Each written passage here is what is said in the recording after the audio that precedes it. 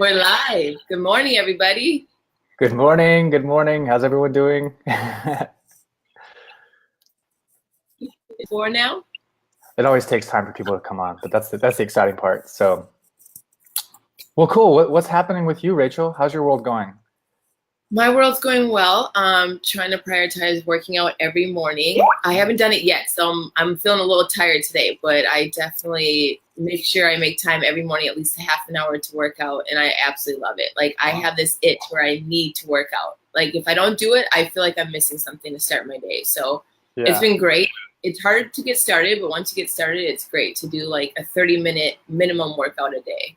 nice. So what are you Yeah. what are you what are you doing in those 30 minutes? I'm just curious. I mix it up because my body doesn't like to do the same thing. So sometimes I'll go on a jog with my Uh-huh. little doggy Lola. Other times I'll go outside with my boyfriend. We do like kettlebell exercises or we Nice. do yoga. So we try to like do like hit interval training, like different workouts every morning.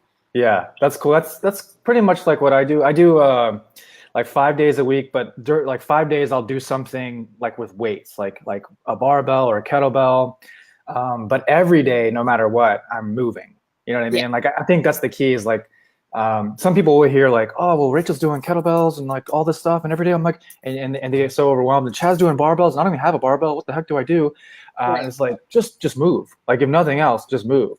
Because we're all coming from like different places. You know, I think the idea is to meet ourselves where we're at and just find that right dose to like lift us up. But I always like to say the word movement as opposed to like exercise because people have this like preconception of like what exercise is. It means I'm gonna get a gym membership and go somewhere and I have to have a trainer and I have to get on a machine and I have to count my calories. All these things that aren't really as important as just moving, you Right. know. So that's cool. Yeah. Another thing I've been really disciplined about, which is making a huge difference in the way I feel and my productivity and also just my happiness, is I set the timer when I'm working every 30 to 45 minutes and I move for 5 minutes throughout the day. And what I'll Right. do is I'll just go outside for a walk. I'll take my shirt off, so I'm getting some vitamin D. I'm not out there any longer than like 5 minutes, so I'm not getting a sunburn. And I'm moving and I'm unplugged. And what I'm finding is that when I come back to my work, I'm much more productive and I have many more ideas. And I sort of get those ideas when I'm out there. So it's like the best habit I think I've ever picked up. I highly recommend it for everybody, no matter what you're doing. I'm gonna have to try that. It sounds like a good tip. Yeah, it's anywhere from like 30 to 45 minutes because and this is like true science. There's this a great guy, Levine, Dr. Levine. He wrote this book called Neat. It's about being stagnant for too long and how that's such a big problem in our society. You know, like kind of how we do things is we're sedentary for 8 hours of the day and then we go work out in the gym and then we go home and sit. It's just such a big problem. So like incorporating consistent movement throughout the day is way more important than bulking it all in one little session. That session is to sort of work on the things and the muscular imbalances and work on the aerobic system, but it's consistent movement. I'm finding it so important. So Right. That goes off the post I put this week. A body in movement tends to stay in movement, like, and then a body in rest stays in rest. Because it's so true. When you sit down for a while, to get up, you're feeling achy and you feel like, oh, yeah, like it hurts. You can feel the difference from sitting, and then if you keep moving, it's like, wow, this is easier. I can keep doing more. Like, so it's yeah. a great example. Yeah, just from a postural standpoint, you can sense it, right? You can sense that your joints are getting tighter, and I really became aware of this when I was working in the outpatient clinic as a physical therapist because I would work with people with neck pain and back pain and shoulder pain, and they would just sort of be slouched in that position, that sitting position. And then I noticed in my older patients, I saw what happened with a lifetime of sitting. They would lose mobility. So like you would ask them to look up, and they'd be like, I can't, I can't do it because they lose their range of motion because their joints become constricted. So it's so important, and a lot of these, the conventional solution is, oh, just put a cream on there and take an aspirin so you don't feel the pain. Right. But it's not getting to the root issue, which is poor positions, not enough movement. And then we get into like, the quality of the nutrition and how that affects the tissue. All these things are so important, but like just numbing it is not going to do it. So Right on. yeah, that's the pro tip for today. Like Yeah. movement. Yeah, yeah. You know what I wanted to do today? we're going to talk about digestion. It's going to be amazing. We got a good question, but if anybody has any more questions, please post them about anything. But I wanted to start out by talking about a mindset thing that I spoke about yesterday at a talk I gave. And I may have mentioned this before, but I think it's so important. And for those who don't know, I'm super into health, but I'm just as much into personal development and growing from our mindset. I think that's where true transformation lies in terms of our way of being, and everything else gets a lot easier once our mindset is in the right place. So I spoke about this distinction between the hero and the coward, right? This is the most important distinction I've ever heard in my life, but I got this idea from Customato. So if you don't know who Customato is, he was Mike Tyson's coach when Mike Tyson was like the world's greatest boxer of all time. And when he was the greatest, he was hands down the greatest of all time. But the first fight that Mike Tyson lost was the first time Customato was not in his corner, right? So Customato has this great quote, which says, there's no difference between the hero and the coward in terms of what they feel, right? They both feel fear. The difference is what they do with that fear, right? So many of us, anytime we're trying to improve our life and in the areas of like relationships or wealth or health or anything, like we're trying to get better, and there's this point where fear comes in. Whether you're trying to speak up and speak your truth, or you're trying to change the way you're eating or start an exercise program, there's this voice in your head that will create some fear. Or even public speaking is a great example of this, right? Getting on Facebook Live maybe is a great example of this, right? There's fear, right? But the difference is what we do with that fear. So the coward goes up to that fear and he takes it, or she takes it as a sign that this is not what I should be doing. This is bad. This is going to hurt me. It's going to be a bad thing for me. I'm going to go back and hide. And the coward goes back and hides in the cave, and no one ever hears from the coward again, right? But the hero, the hero feels the same fear. The difference is what the hero does with that fear, because the hero goes, okay, that's the fear. I am not that fear. I'm not that thought. I'm not that belief. I'm here I have an intention. I have why. I'm going to do this action anyway, and I'm going to go on. And that's what the hero does. The hero goes on and lives a great story, and positively impacts their own life, and not just that, but everyone else around them. That's what the hero does. And there's this guy named Joseph Campbell. You ever heard of him? He's a mythological researcher. He studied the great ancient myths of human species, and he has this kind of a story called the hero's journey. It's like there's only one story that humans have been telling throughout all of human history, and it's the hero's journey. And it goes a little something like the hero starts in this comfortable little place, and then they have this calling, this sort of intuitive desire inside of them in their heart, where they feel this desire to grow and go on a journey, and that could be anything, right? And then as soon as they take their first step, that little voice comes in and says, you shouldn't do this. This is a bad idea. So they come up with that gremlin voice right away. But what they do is they ask for help. They get a mentor, right? And the cool thing about this hero's journey is you've seen it play out in all our ancient texts. You can find it in scripture. This is behind the Wizard of Oz. It's behind, it was a huge inspiration for Star Wars. You'll find it in the Matrix, right? So this mentor comes in. This is Obi-Wan Kenobi. This is Morpheus, right? And they kind of, and they guide that person on their journey, and they help them go through this initiation phase where they go through the trials, right? Where they meet resistance, they meet that fear, and they learn to overcome it through help, right? But they also go through this like dark night of the soul when things get really hard, and they're like, why is this happening to me? I don't know if I can do it. And then they come out on the other end, and they're sort of reborn or resurrected. They transform, they become someone new, right? And then when they become someone new, they go back to their home, and then they positively impact change around them. So that's the hero's journey, right? That's transformation. And it's a fascinating story, right? So I'm always looking at myself, and I'm like, well, am I feeling fear? And is that like just conceptual? Because we had two types of fear, right? We have primordial fear, which is I'm being chased by a lion, right? And that's real fear. Like I could actually die. But when we have conceptual fear, like what will they think about me? Or like, am I going to upset people because I do this? Or like, oh my God, what if I fail? It's just not even real, right? And it prevents us from taking action, right? So, I got to thinking about that, but I realized this 30-day challenge, right? What we're doing here is offering people their own hero's journey to go on that. That's what we're inviting people to do. That's what we mean by the Paleo Secret. That's completely what we mean by native path, right? Native path is a perfect example of the hero's journey, because native is ancestral. This is a path. There's only one path. It's been walked by many people who have come before us. And that's what we're trying to do here, is just provide a place for people to grow and transform. And true transformation happens on that way of being level. It's not about the food. It's not about the bulletproof coffee. It's not about the morning drink. It's about this intention and this why. And I will keep coming back to it over and over again. And I will keep helping people see that they can be their own hero, right? Because like when we look in the mirror, we have to pay attention to what the voice in the head says about that person that they're looking at. Right. And many of us have a voice in our head that when they look in the mirror, they're like, that person's a loser. You'll never amount to nothing. Like someone else is doing it better. And it's all conceptual, right? It's all a coward voice, right? Yeah. So we have to just be aware of it, not judge it, like love it anyway. It's trying to protect us, but really get clear that like we're the ones that run the show, you know, and letting this intuitive intelligence override that through our intentions, through our why. And then directing a new voice in our head to come alive and letting that come through our body.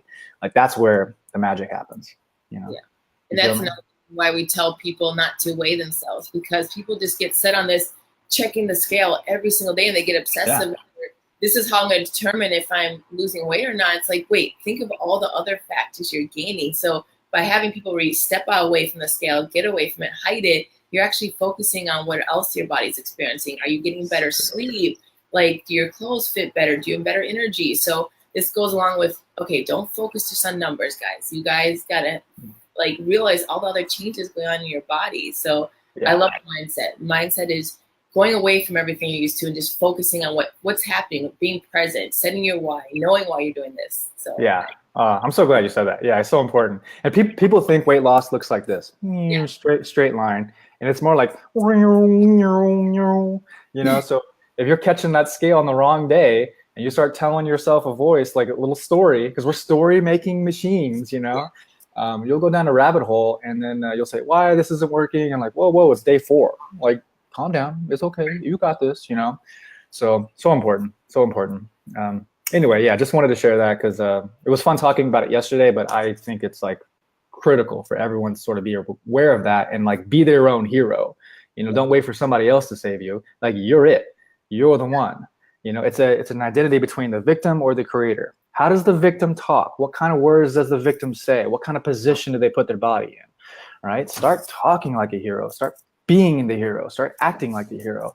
And then the reality will change. The weight will come off the hero time. You know, it's little things like that. So it's about a way of being. So, well, cool. Well, the topic for today, we like to have different topics every talk, is digestion. You know, so this is a lengthy topic, I think, but hopefully I can condense it down into a way that people can understand it and comprehend it, and it's not too confusing. And if you have any questions or see any questions while I'm talking, let me know. And if you have any input, please let me know, because I always love your input. But yeah, so digestion, right? So we have this. It's so critical that we're absorbing our food well, that we're eliminating toxins well. And our gut health in general is just thriving during this transformation process, because when it's bad, everything else is sort of bad. I can't stress enough how important it is to have good gut health. So our gut is a 25 to 35 foot long hollow tube. It's a mucosal barrier. It starts in our mouth and it goes all the way through our stomach, all the way down out to our anus. I feel weird saying that word, but that's where it goes, right? And that mucosal barrier in the gut lining is what separates our organs and our insides from the outside world, right? And our skin is really our gut turned inside out, right? So that's why I say a lot of people who have skin problems, like it's just a reflection of poor gut health. You know, conventionally we're thinking, if I just put something on the skin, it'll go away. That's very often not necessarily the case unless it's like infectious in nature. But you fix the gut health, you fix a lot of things, right? So, and we're also made up of lots of microorganisms, bacteria, right? So we have like 3 trillion different microorganisms and good bacteria, ideally, floating around in that intestinal tract. We're actually more bacteria than we are humans in many ways when you look at it in that respect. But that bacteria is what helps kind of fight off infections. It helps seal that gut lining. It's what helps us absorb our nutrients. And that's like the ideal scenario, right? And like I mentioned, it eliminates toxins. It's where we absorb our vitamins and minerals. It's also where our immune system lies. So someone who has a weak immune system, they're always getting sick, like go to the gut. This is like the first place you should look. Like 80% of our immune system actually lies in the gut. And there's also a significant gut-brain axis. So, things like serotonin, dopamine, all the neurotransmitters, GABA, the things that make us happy are all actually, they're not produced in the brain, they're actually produced in the gut. And the gut just sends those chemicals up to the brain. So people that are depressed, and this is for me, like I grew up with serious depression. And once I changed the way I was eating and really healed my gut lining, everything in my life changed. Because I was taking like SSRIs for a long time, and like within 1 month I got off of them.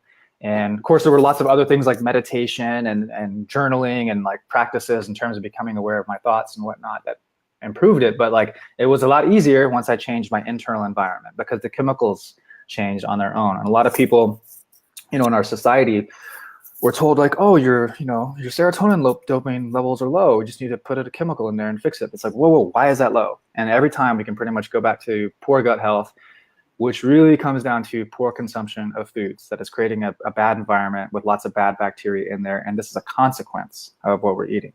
So we go back to that causal and correlate thing.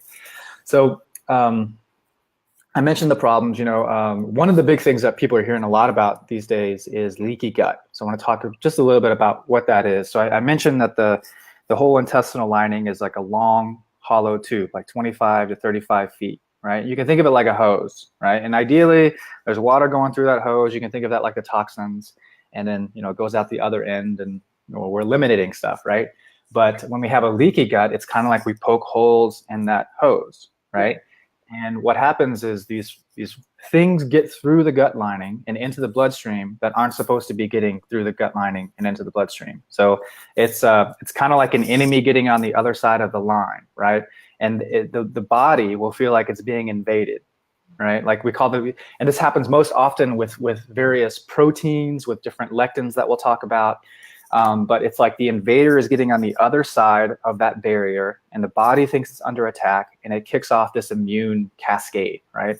So this is why a lot of autoimmune issues are also originating in the gut. So anything with like inflammation, like multiple sclerosis, Sjogren's, like rheumatoid arthritis, all these autoimmune diseases, where for the most part, conventional medicine is like, I don't know what's causing that. We don't know, but here's a pill. Like we see radical improvements in these people once we start healing the gut. Same thing with like depression, right? So it's really important that if you want a good immune system, you really heal and seal that gut line. But the big causes, other things we'll see, of course, if digestion is off, is gas, bloating, constipation. And as I mentioned, skin issues is a big deal.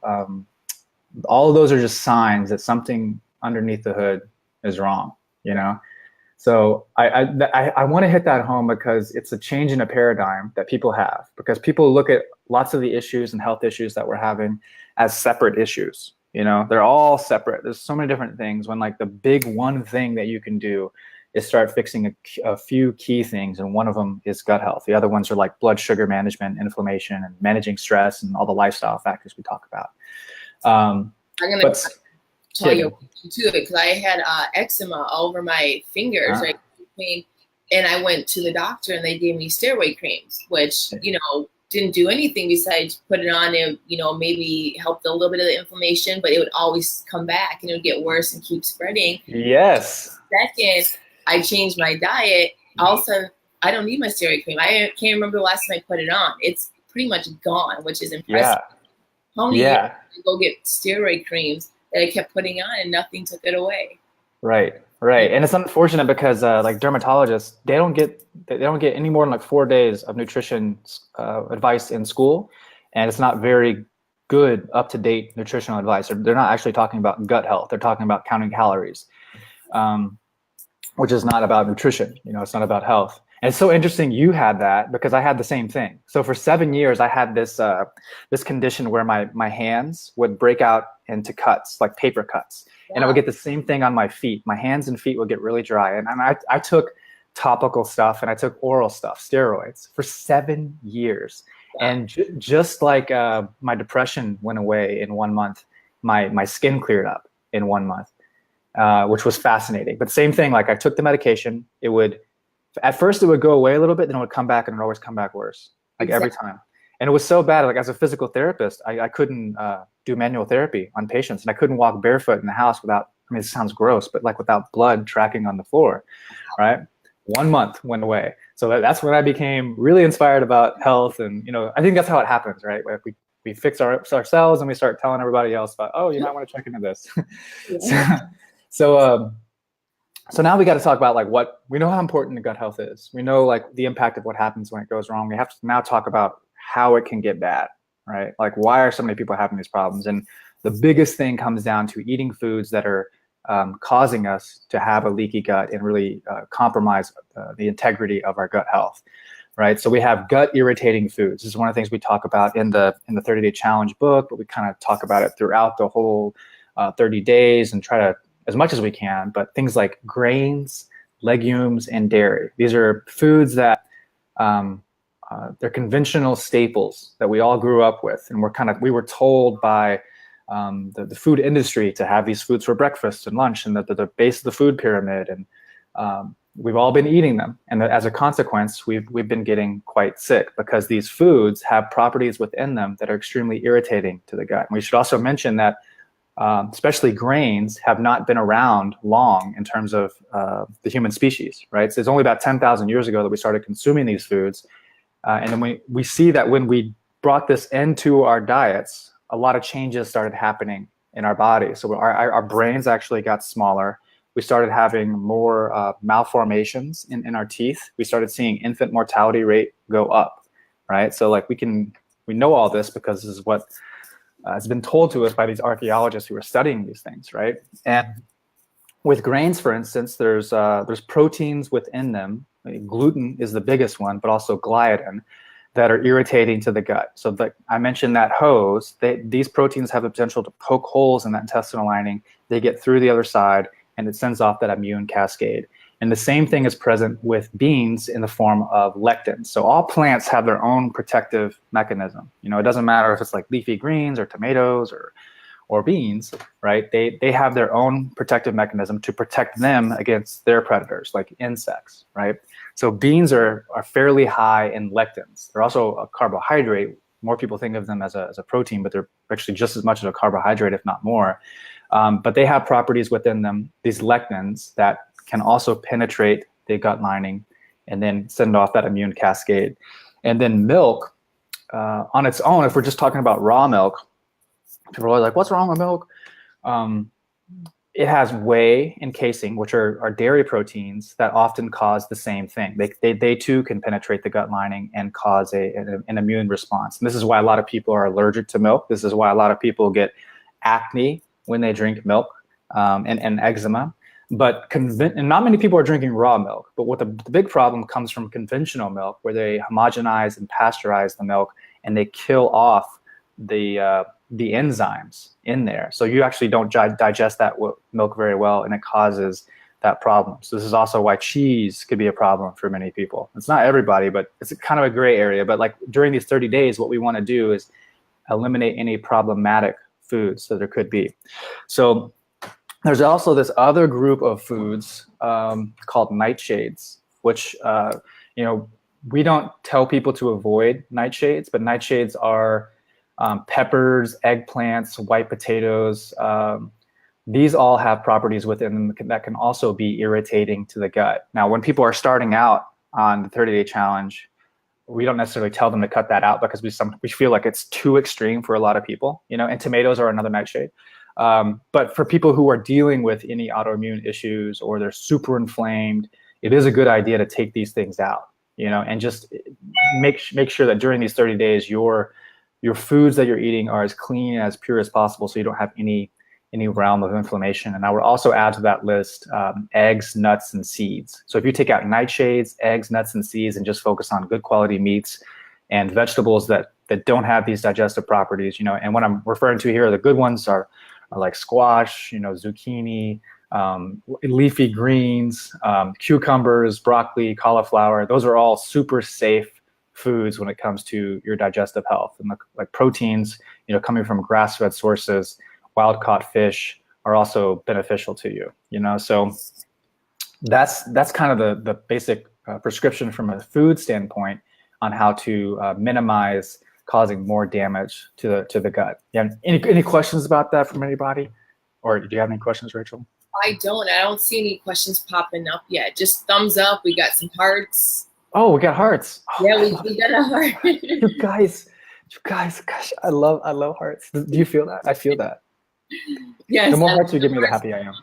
Right. So that's what causes poor gut health from a food standpoint. I mean, obviously, you know, processed and refined foods, you know, cereals, those are all out of the question. But those are extremely problematic. You know, fruit juices. You know, it should also mention that this is another problem with refined carbohydrates, right? When you're eating a lot of refined carbohydrates, it gets pooled into the intestinal lining. So it's a lot of food that gets broken down into sugar, right? So the bad bacteria loves to eat that sugar, right? And that's what creates a really negative disease-forming environment internally, right? So the less we can consume sugar, the better we're going to feel. That's another reason why it's so important that we don't consume sugar all the time.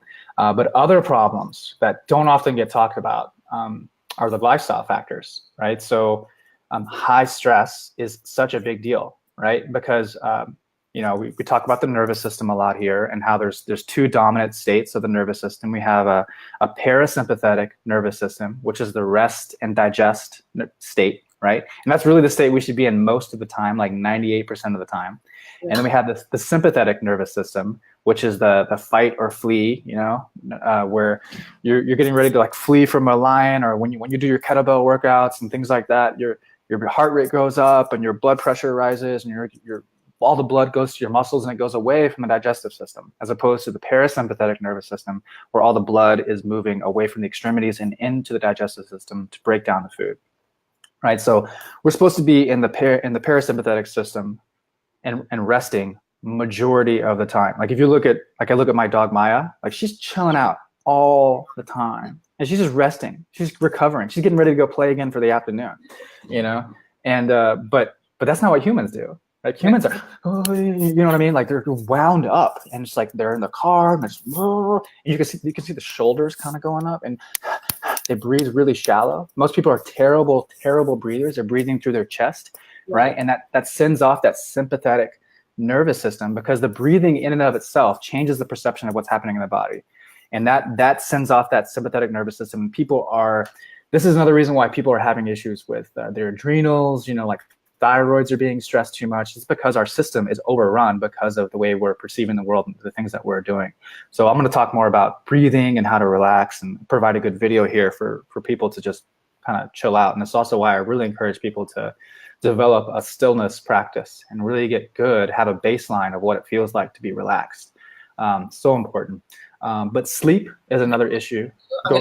We did get a question that came through from Linda. She wants to know why eggs. Why eggs? Yeah. Oh, yeah. So there's properties of eggs. I forget the exact thing within eggs that can be problematic, and I'll have to look this up for you. But this is kind of well known within autoimmune protocols, is that you cut out the eggs. Just know that there's properties within eggs that can cause that immune cascade and send people off into a negative response, right? And it has more to do with the white than it does the yolks, right? So a lot of people are thinking about the egg, the cholesterol in the yellow and the yolks, but the problems with the eggs mostly lie in the proteins that are found in the white, right? So like I said, if you're dealing with any autoimmune issues, it's a good idea to just take them out for 30 to maybe even 60 days. I would take them out as long as it needs to be until you're better. I'll also mention that when it comes to things like eggs and even butters, right? Different animals will have different responses to the body. So like Brenda, my wife, cannot even touch chicken eggs, right? Can't even touch them. But I do great with them. But what she can tolerate is duck eggs, right? So if you can find duck eggs at your farmer's market, those tend to be a lot less reactive for people who are dealing with health issues. And the same goes with cows, right? So like butter, some people don't tolerate butter because of the casein and whey, but they do better with goat butter, right? If you can find find goat butter. It's out there. The same goes for like milk. Some people do not tolerate milk at all from cows, but they do better with like goat milk. But eggs, and I apologize, I forget the exact thing about eggs, but it's just one of those things that pops up in every autoimmune protocol when people are trying to improve themselves from that angle, which presents other frustrations, because like eggs is a really easy way to get your protein in. But just being creative and getting other places. So, and the other thing is poor sleep. So people who are kind of not sleeping enough, or their circadian rhythm is all over the place, they're waking up and going to bed at inconsistent times. That inconsistency also causes a level of stress, and it can be a problem for gut health. And too much coffee is another thing. Like coffee in and of itself does have some gut irritating potential. So like people that are drinking like 10 bulletproof coffees a day could be a problem. Might want to dial that back a little bit, right?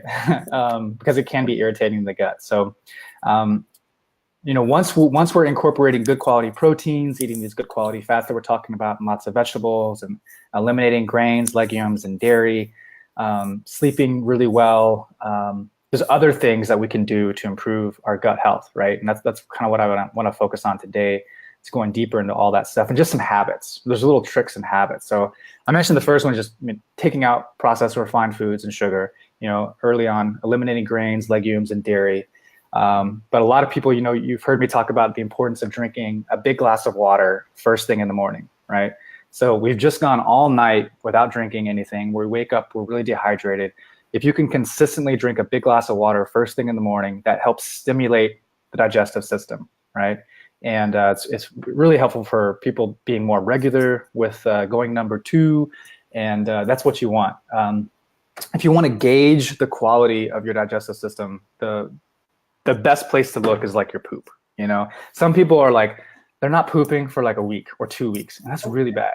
I mean, this happens a lot, and people don't talk about it. Like once I coach people, like they'll open up a little bit. They're like, I haven't pooped in 2 weeks. That's really, really, really bad.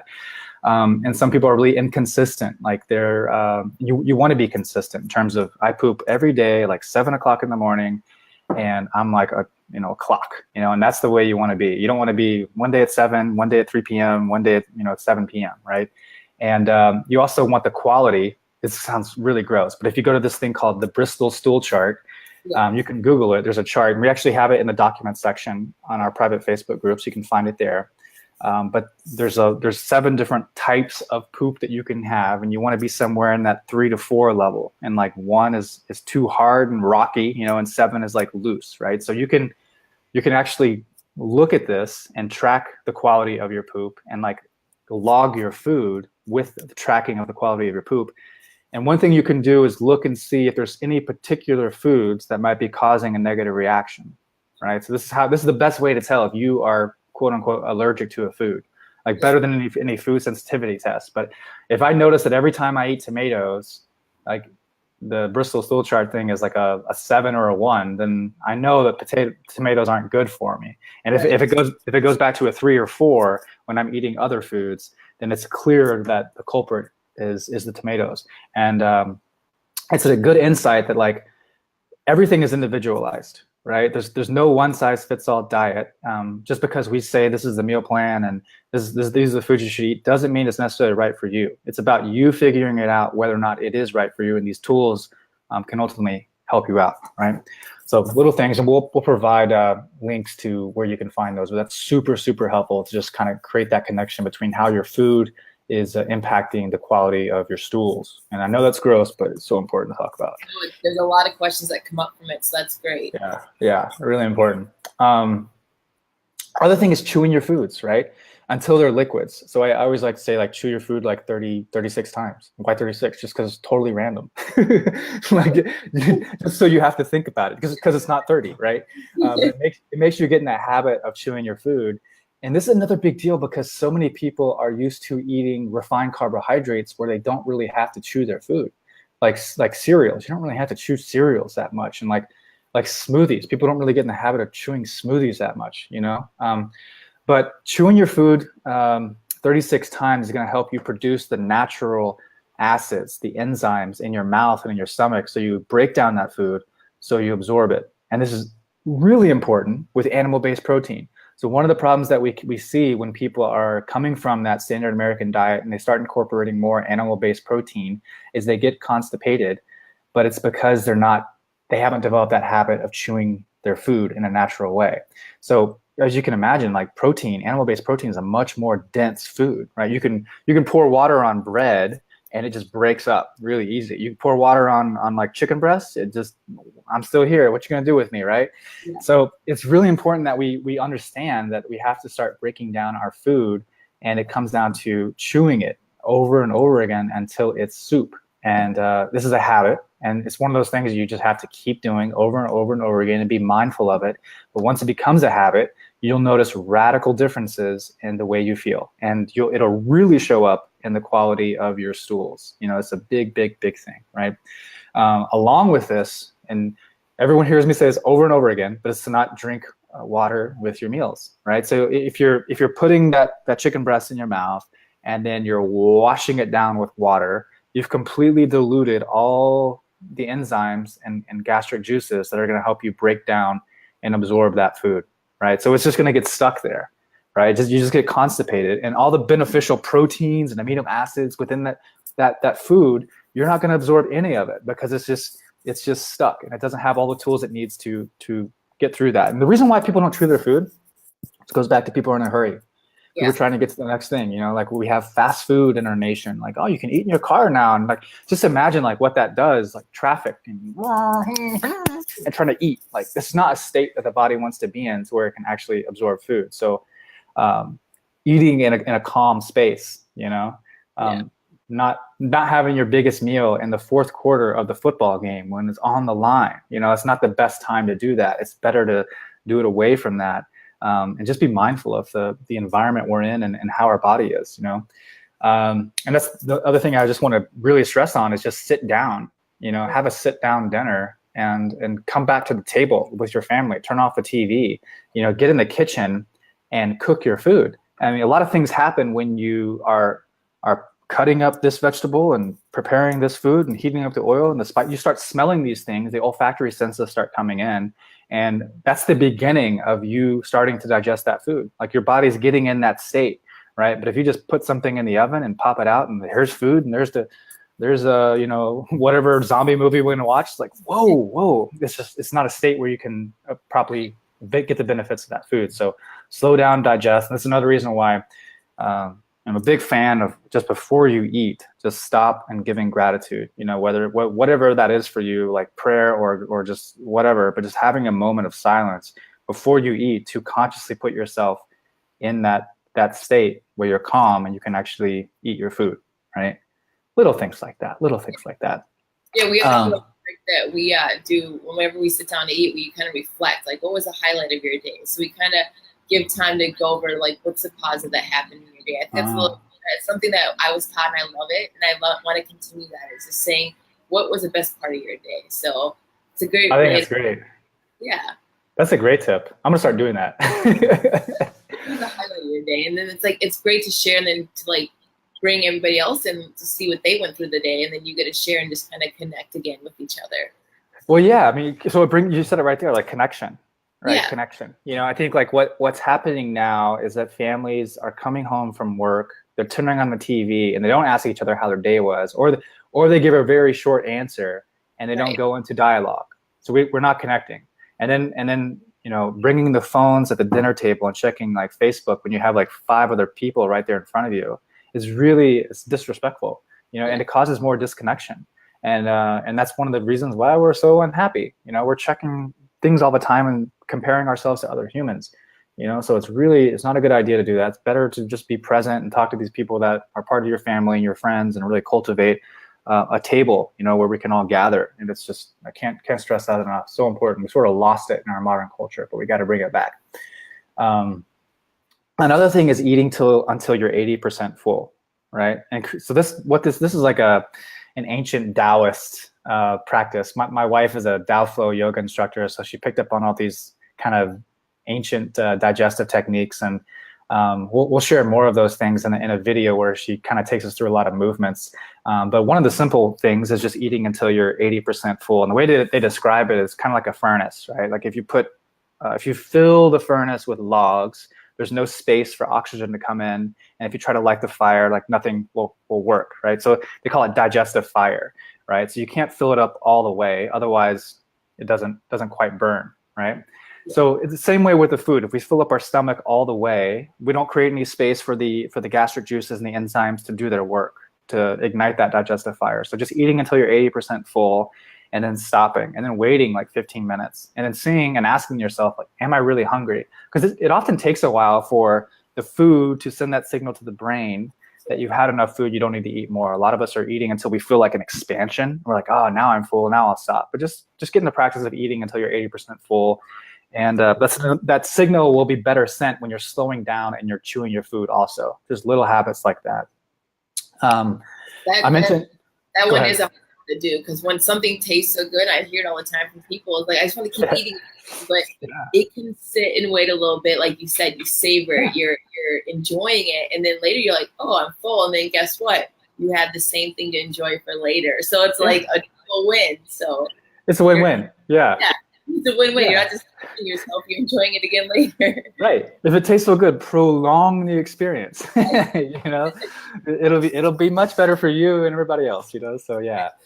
Simple thing. Another thing is incorporating cultured and fermented foods. So like kimchi, sauerkraut. I mentioned the microorganisms and the good bacteria and probiotics that we can put into our gut. But it's always a good idea. Like every time I eat, I try to have a little bit of sauerkraut, fermented sauerkraut.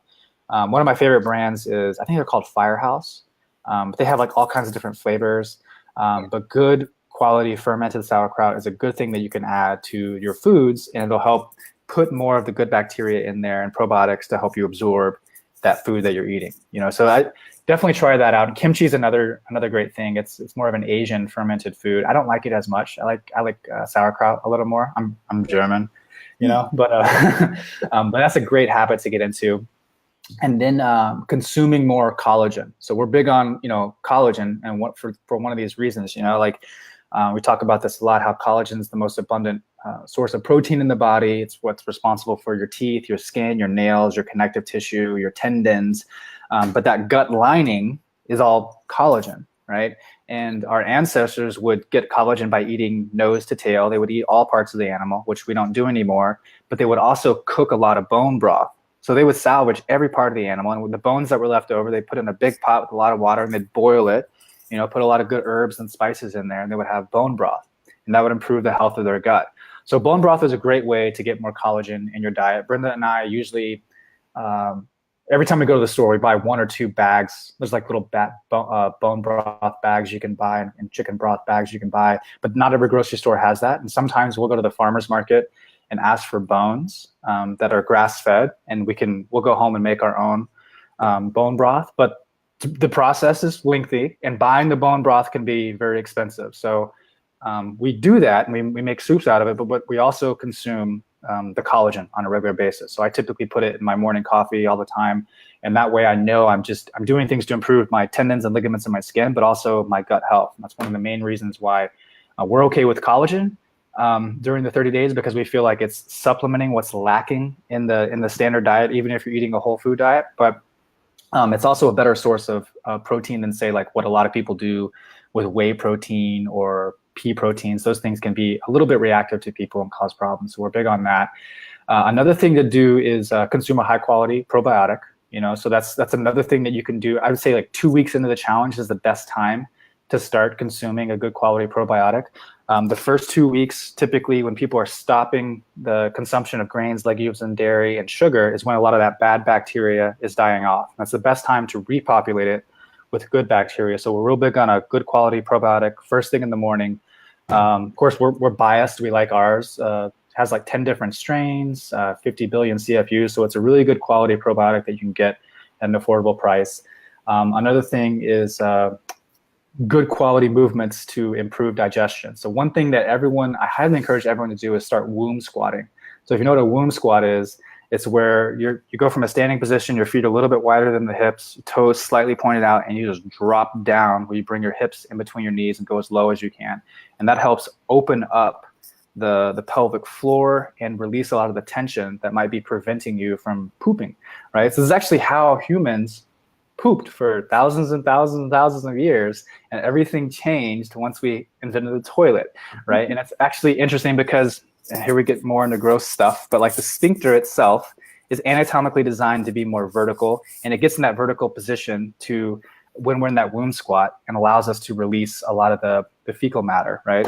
I love talking about poop, but like when we're on the toilet, for example, it's that position is not optimal. It sounds crazy, but I will provide you a video where Brenda walks through like 10 different movements that you can do to improve digestion and really fix constipation. And one of those is womb squatting.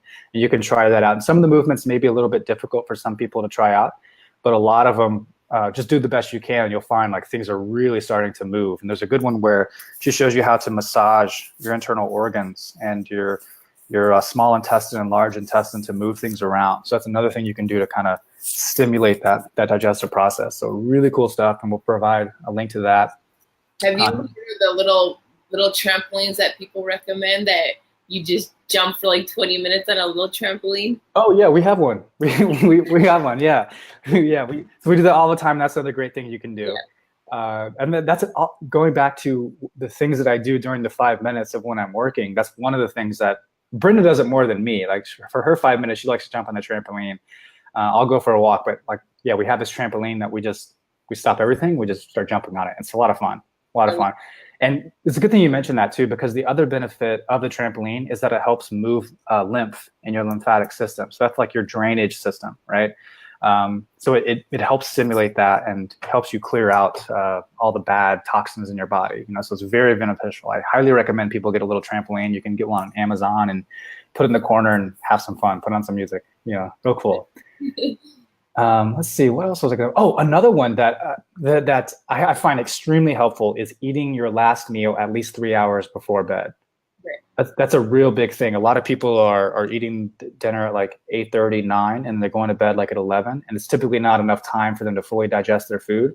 So the sleep digestion thing kind of gets in battle, right? So if you're going to bed and try to digest your food, you're not going to digest your food very well when you're sleeping. It's better because your body's trying to repair and do other things. So it's a competitive narrative right there that's kind of happening. So give yourself at least 3 hours before you go to bed. Eat at 6 o'clock, go to bed at 9, or eat at 7, go to bed at 10. That'll give you enough time to fully digest your food, and that way you can sleep better, but also wake up, not feeling full. Because a lot of people are still waking up constipated because they ate so late. So little habits like that. A lot of people do experience acid reflux, so this is something that I think happens a lot when people come into the paleo diet or keto diet or eating more animal-based protein. People are coming also, dealing with standard American diet. People are experiencing acid reflux, and one of the things that we tell people to do is cut down their carbohydrate consumption. So if that's the case, you might want to cut back on sweet potatoes or any of the winter squashes and things like that, because as I mentioned before, all that stuff gets broken down into glucose. And the problem with acid reflux is typically not that we're not producing enough or too much hydrochloric acid. The problem is that we're not producing enough, right? And this comes from not chewing our food, eating foods that are too high in carbohydrates. So one thing I recommend people that are dealing with problems with consuming protein or just having acid reflux issues is to consume Now Foods super enzymes. So we can provide a link with this. But this is a great way to supplement digestion, help you break down fats, carbohydrates, proteins, and optimize digestion, right? So this is super cheap, but what's important is how you take this, right? This is very important. So what you want to do is take this mid-meal, and you want to take it only with meals where you have protein and fat, right? So you want to take it mid-meal. The first time you do it, for the first day, you take 1 capsule, and you have this for breakfast, lunch, or dinner, or just lunch or dinner, whatever you're doing. And what you're looking for is a warm gastric feeling around your stomach area.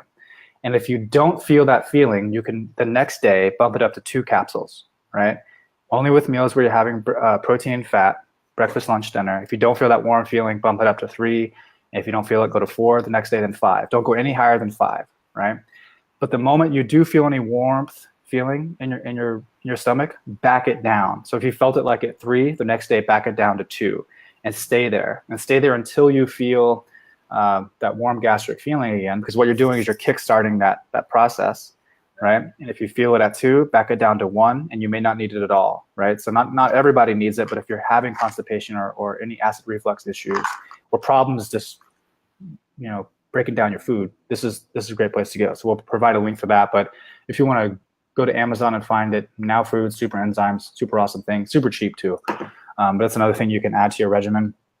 And the last thing I'll mention, and kind of go deeper into it, is to start practicing breathing. I talked about that before, but many of us are shallow breathers, that we breathe through our clavicles, and we're not breathing through our belly, so we're not creating space in the stomach to break down our food, and we're not activating that parasympathetic system. So I'm big on, like I mentioned, creating a stillness practice and learning how to breathe better to put yourself in that state. But there's 3 different breathing techniques that I put together in a video. And the first one is belly breathing. So belly breathing is extremely helpful for people where they just lay on their back, completely surrender. And when you inhale, the first 2/3 of your breath should be coming through the belly, right? And the last third should be coming through the chest. It's the opposite of what most everyone is doing. And it takes some practice. But in this video, I'll show you how to do it. I'll also show you how to do what's called box breathing, where you inhale for 5 seconds, hold it for 5 seconds, exhale for 5 seconds, and then be still for 5 seconds, then do it again. That's another way to put yourself in a parasympathetic state. And you can do that one throughout the day. And then I show you how to do what's called 3 sips breathing, where you inhale 1/3 of the way, hold your breath, inhale 2/3 of the way, hold your breath, inhale all the way, hold your breath, and do that over and over again. So the video is great, and it helps you create more breath awareness. The more aware and able you are to control your own breath, the better you'll be able to put yourself in that parasympathetic state. That's a lot of information. I got one more tip. This is a super tip. This is a super tip that no one ever talks about. All right. And it's to separate your high carbohydrate foods and your proteins and fats. So like if I said, how does a banana and a steak sound together? It doesn't sound good, right? Like it just, or like, like berries and ribeye, it just does not sound good, right? So fruits and proteins and fats have completely different sort of things that happen inside the gut. So you really want to separate those. Have fruit on its own. Have it separate from any protein and fat. When you're having protein and fat, just really keep it to veggies, and you'll notice your digestive system improving a lot in that way. So wonderful. All very useful tips. I like it. Yeah. Anything else you got? We'll provide links to everything. Any cool questions? Anything you want to add? We have one question from Kathy, which you did touch on it, which was the stomach acid. She said, I'm having problems with stomach acid. Could this be caused by the lemon drink in the morning or the bulletproof coffee? Wondering how to make adjustments when digestion is working well with all the drinks. I'm afraid to change what's working. Yeah, my best guess there is doing too much at once with the lemon drink and the bulletproof coffee. My guess is that she's like having the lemon drink and then having the coffee, or vice versa, but they're too close. So like the competition of breaking down fats as opposed to like the lemon juice, I think is probably, those two things don't even sound good to me. So she probably needs more time and more separation. So I'd say create a little bit more space there. Have like 30 minutes before you have the other drink. And I would always start with the lemon drink. And then 30 minutes later, have the bulletproof coffee. That should definitely help it. And then if that doesn't work, play with it. If you're going to cut one out, I would say cut out the coffee. Or if you're going to cut something out, just have the water, without the lemon juice, and see what happens there. But my guess is you'll fix it if you just create more space between the lemon drink and the bulletproof coffee. Wonderful. That is the question we have. So. Awesome. Well, anything else? Any other awesome things to say about anything? So much. I'm like, what else can we say? I love the energy. I love how excited you are. Yeah. I've been feeling better. I feel like I'm coming back. It was, ever since I got back from my journey to the jungle, it's been a transition and integrating, getting back into this world. And for those who don't know, that I think I mentioned this before, but I was living with indigenous people for 40 days in the jungle, and Part of the reason I went there is because I'm so fascinated by ancestral health and tribal cultures and community and what they were up to. And it was an amazing experience. You know, they do things like have songs and sit behind a fire and tell stories, and they dance, and they spend a lot of time hunting and gathering, and I really enjoyed being a part of that. So they're very disconnected from this world, like completely disconnected. And when I came back, it was just a transition. It was a transition. I definitely had some health issues when I came back. I came back with some infections and stuff from the Amazon, and I've been trying to overcome that. And it's been a challenge, but I feel like I'm coming back stronger. It's been a great experience. So. I can tell a difference. I can see the passion and the excitement when you're talking today. So I love it. Talking about working out in the morning, so it's great. Muscles. Yeah. Uh-oh, put away. Yeah. I love the gym. It's good to be back in the gym. So it makes me happy. So, well, all right, guys. Well, if anyone watches this after the fact, hope you enjoyed it. And if you have any questions, let us know. We talked about a lot of things. We'll provide all those links. And we love you guys. Thanks for being here. Thanks for watching. Keep being awesome. Yes, and enjoy the rest of your week, guys. Thank you. Okay, bye-bye. All right, bye-bye.